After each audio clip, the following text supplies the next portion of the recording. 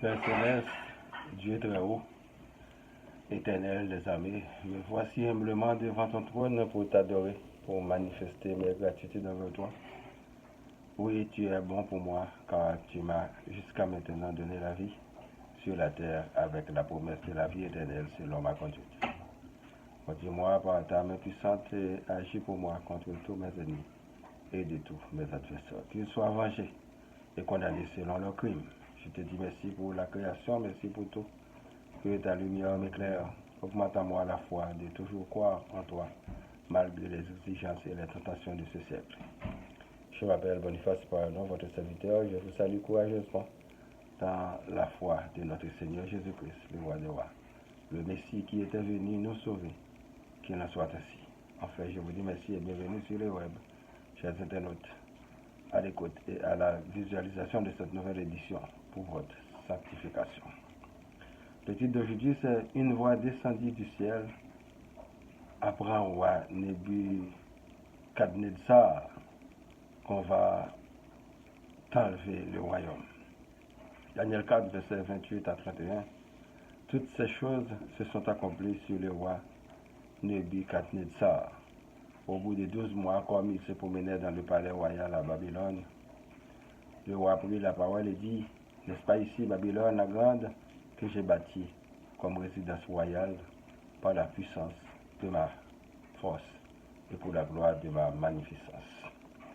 La parole était encore dans la bouche du roi qu'une voix descendue du ciel apprend au roi Nebuchadnezzar qu'on va t'enlever le royaume.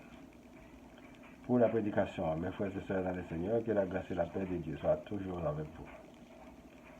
C'est dans l'humilité que le Seigneur Dieu se manifeste le plus à ses serviteurs et à ses servantes. C'est dans les moments les plus difficiles, les plus atroces de la vie qu'il renouvelle ses promesses envers nous. Car quand tout va bien, on a tendance à être orgueilleux, à se glorifier et à se donner même le pouvoir sur tout afin de prouver aux autres notre supériorité. Et malheureusement, en commençant par les humains, puis les villes et les pays, le vieillissement, la maladie, les grands changements, le réchauffement climatique, les catastrophes naturelles, les catastrophes humaines nous laissent souvent bouillis devant l'ampleur des dégâts dont nous sommes incapables d'y prévenir et d'y remédier. Dans ce texte, le roi Nebuchadnezzar faisait l'éloge de sa réalisation et se prenait pour un puissant roi. Pardon.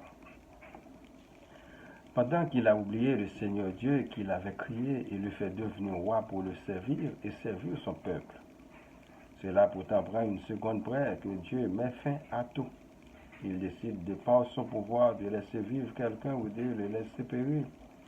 Il est la délivrance même. Les myriades d'anges sont à son service. Personne ne peut ignorer le bien et le mal qui habitent l'homme. Dieu nous inspire le bien et le diable nous inspire le mal. Le bien nous amène à la vie et l'autre, comme le contraire, nous amène à la mort. Mais nous sommes tous libres de choisir un chemin à notre guise avec tout ce que cela comporte. Nous avons aussi la conscience face à notre comportement bon ou mauvais pour améliorer notre sort. Un serviteur ou une servante de Dieu agit selon sa bonne conscience et pour plaire à l'Éternel Dieu et pour le bien d'autrui. L'Éternel Dieu doit occuper la première place et le Seigneur Jésus nous dit que nous sommes la lumière du monde. Nous devons nous questionner aujourd'hui sur cette lumière dans le monde, avec tant de misère, d'abus, de crimes, de méchanceté, de malfaiteurs, de vols, de pillages, de mesquinerie, de débauche, d'idolâtrie, de manipulation. Il ne faut pas confondre les affairistes des religions avec les hommes et femmes de Dieu. Nous connaissons des églises qui sont des propriétés des millionnaires qui n'ont rien à voir avec Dieu, mais qui fonctionnent au nom de Dieu. Nul chrétien ou chrétienne ne peut se vanter d'être des guérisseurs ou guérisseuses, car il s'agit d'un miracle. Car s'il s'agit d'un miracle, c'est Dieu qui l'a fait pour sa gloire. Disons gloire à Dieu. Ne soyez pas orgueilleux comme le roi Nebuchadnezzar, afin de ne pas perdre de nombreux avantages que nous pouvons bénéficier par notre Dieu. Le don que Dieu nous donne est très limité afin que cela ne dérange pas son plan. Qui peut guérir toute maladie? Personne.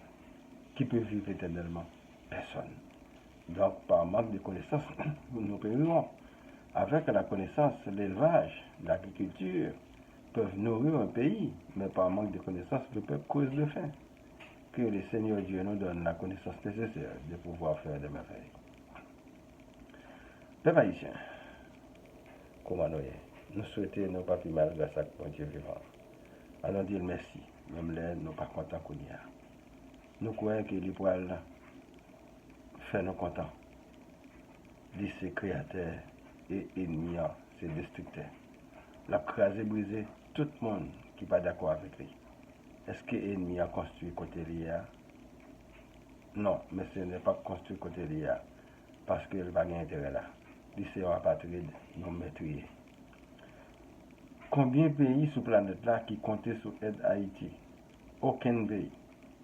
Eh bien, nous sommes un ban bluffé qui ne peut pas faire sur rien en tant que leader politique et leader religieux dans le pays d'Haïti.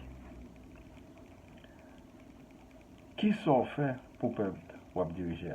Rien. Ils doivent chasser, courir, chez le baril, qu'aucun, mesdames, ou pas lumière, parce qu'aucun peuple dans la misère, dans la ténèbres. Le monde qui a servi mon Dieu, pas doit échouer. Pourtant, le pays a échoué avec majoritaire. Fait bilan la honte, je dis, nous dit que patience, peuple ça, à bout en longtemps. Chez grand goût pas joué, Abraham dit, c'est assez à tort. Il est tout à fait clair que le pays n'est pas dirigé et ne sera pas dirigé tout autant que l'influence étrangère est aussi flagrante. Nous avons des esclaves et des domestiques qui servent encore le colon depuis 1940 à date. Ils n'ont jamais la couille d'un homme et ils ne font que nous anéantir. L'Éternel Dieu est vivant. Cherchons-le dans notre cœur avec beaucoup d'humilité. Il nous dira quoi faire, surtout dans les moments les plus intenables. Faites-lui confiance, mais ne jamais trop compter sur l'homme. Ils ont l'habitude de nous rouler dans la farine. Demandons à Dieu d'ouvrir nos yeux afin de distinguer les vrais du faux, la vérité des mensonges, le vrai Dieu créateur des faux dieux, qu'il nous accorde l'humilité d'accepter Jésus comme notre Seigneur et Sauveur, que son esprit soit sur nous. Prions pour moi, ma famille, vos familles, les vrais amis, les membres du groupe spiritualité, les familles endeuillées, les personnes malades, les démunis, les chômeurs, les leaders, les personnes vulnérables, les prisonniers, les villes Laval, Montréal, Québec, Canada et le monde entier. Que la paix soit sur le monde. Citons notre Père qui est aux cieux, que ton nom soit sanctifié, que ton règne vienne, que ta volonté soit faite sur la terre comme au ciel. Donne-nous aujourd'hui notre pain de ce jour. Pardonne-nous nos offenses comme nous pardonnons aussi à ceux qui nous ont offensés. Et ne nous laisse pas en tentation, mais délivre-nous du mal. Car c'est à toi qu'appartiennent les règnes, la puissance et la gloire au siècle des siècles. Amen. Je vous souhaite de passer une bonne journée et une bonne semaine. Lisez et méditez toujours sur la parole de Dieu. C'est votre serviteur, Boniface Paradon. Merci et à la prochaine. Au revoir.